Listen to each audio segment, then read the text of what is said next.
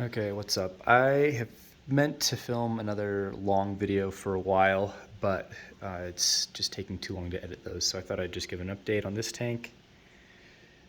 All the plants are doing super good. I had to add in some extra sphagnum moss through the background, just for some of them to grow a little bit better.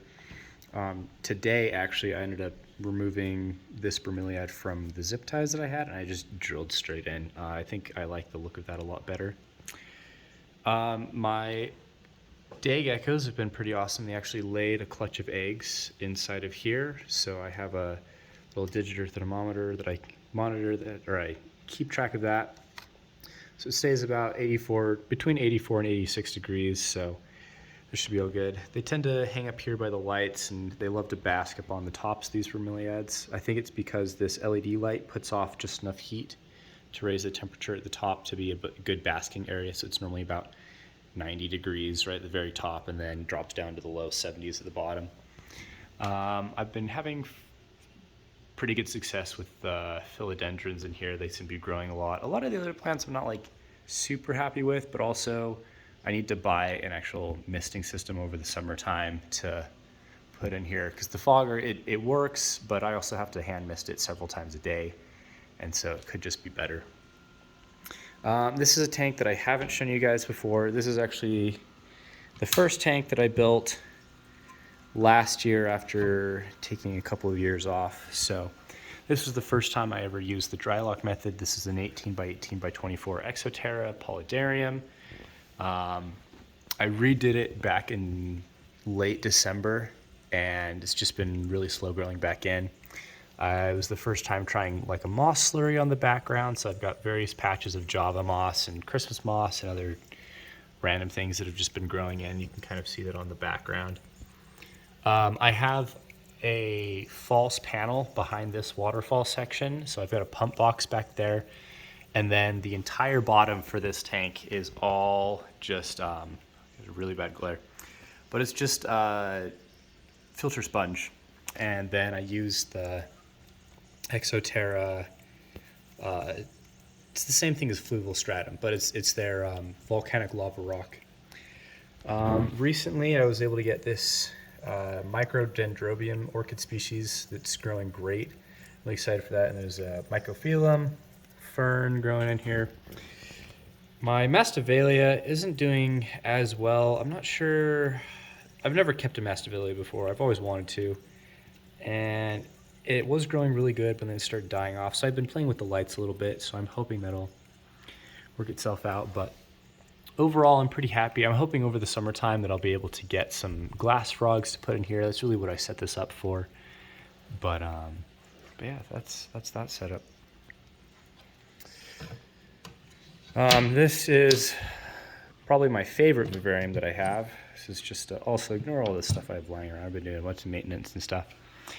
But this is my 18 by 24 by 18 vivarium, and this now currently houses three, just see it up there, the St. Anthony's dart frog. It's a really bad zoom. I'm sorry, guys. Normally this is better. Whatever. Okay, anyways, the St. Anthony's dart frog. I really wish this would just work. And then it's got a couple of morning geckos in here. I've had this tank set up for about 8 months or so, and I'm pretty happy with how it's turning out. I've got some really good plant growth in the water area there, and then this strawberry begonia has just taken off. It's just absolutely ridiculous. It's growing everywhere, and I have to take stuff out every week because it's kind of choking things out. But I've got some other begonias growing back there. I've got a cryptanthus in the center. I've got a cool bulbophyllum over here. I've got some Margravia species Peru growing up there, and just a bunch of Java moss on that fern. This is my best bromeliad tank. I just put in one, and then it's just sent off all these pups. And yeah, so this is, I don't know, it's doing well. The lighting's pretty good. It's just a fluvial stratum.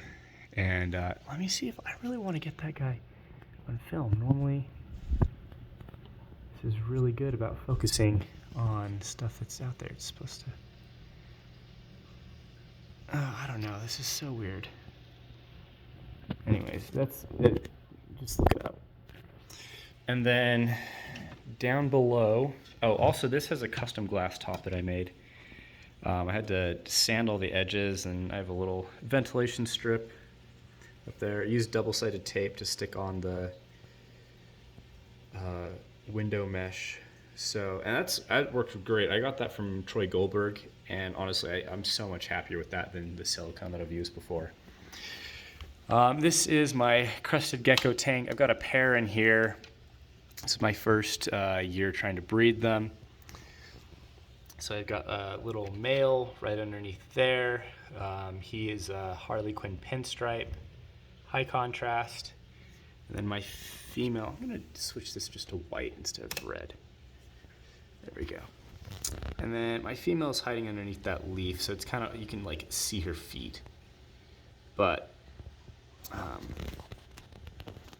don't know, I've had her for a while now. It's going good. Mostly in the background, I just have, what is this, watermelon begonia and some ferns. I'm trying to get the moss to grow in here. It's doing okay.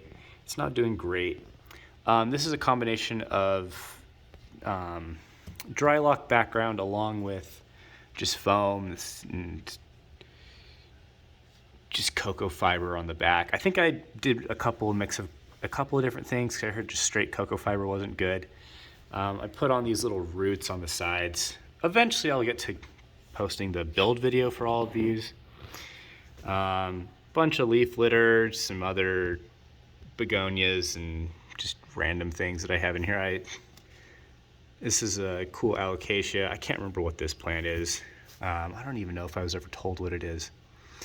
But they're doing great in here. I've had them paired for a couple of weeks, and I see lots of breeding behavior, but I'm hoping to get eggs from them soon. Then up top, and I have my morning gecko tank. This is what I've had them breed in here fairly successfully. I think I have 7 in here right now, because I took 2 out to put in the bottom. But this has really just been growing in. I've just got a little Ficus squarifolia growing in there right now. You might be able to see, I just missed it a little bit ago, so you can probably see like the tail popping out up there of one of my morning geckos. But they normally like to hide in this log, or I don't know. I need to upgrade them to a little bit bigger of a tank, but this is what I had. They used to be in that Polydarium that I showed you guys, but there was a big die-off when the winter season hit, and then I had a really bad cyanobacteria problem, and so I just had to take them out. It was pretty disappointing. Anyways, this is my tank. I don't really like how I have this set up. It's just, I just kind of put in some plants that I had. I've been struggling with this one for several months. It came with this background. I got it for free, and I'm just not feeling it. I don't know what to do with it. I mean, I like that bromeliad, but I'm probably just gonna redo that again in another month or so, because I was keeping golden tree frogs in here.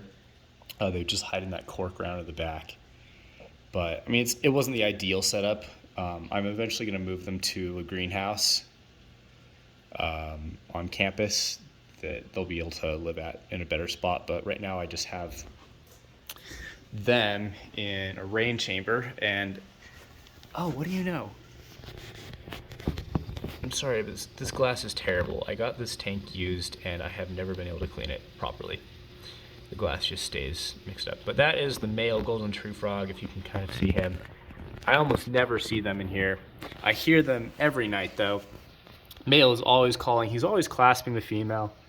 I haven't gotten eggs yet. I'm really hoping to. It might be that the water's too high of a flow. It's just really jury rigged. It's been raining a bunch recently, and so I just wanted to take a gander at this and see if I could get it.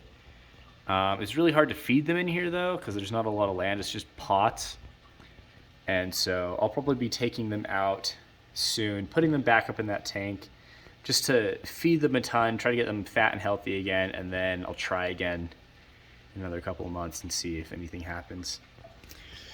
I've got a couple of different isopod species. Sorry about my messy shelf here.